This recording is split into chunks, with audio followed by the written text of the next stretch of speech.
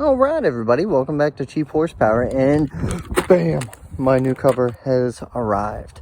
I'm gonna go ahead and show you what it's gonna look like here in just a second. All right, and there she is. It's gonna look really, really good. Obviously, I'm gonna go ahead and get this stapled down and all nice and tight and, you know, done the way it needs to be, but that yellow and blue looks so good together. All right, welcome back to Cheap Horsepower, everybody. So here's what I'm gonna do today.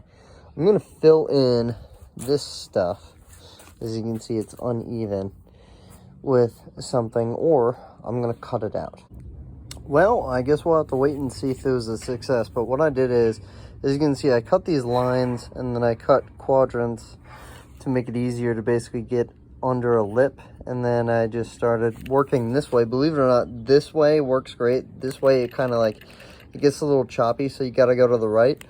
If you're chopping like this, as I was, it gets it smooth enough because when you put the seat cover back on it, it will compress and a lot of this will go away. This line might be here, and that's why I tried to get it as straight as I could, and these too.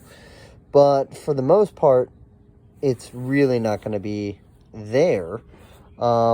This will, because that's a little bit higher, but honestly, it should work fine. This is most people's least favorite part about this job, which is removing the staples after you've taken off the old disgusting cover.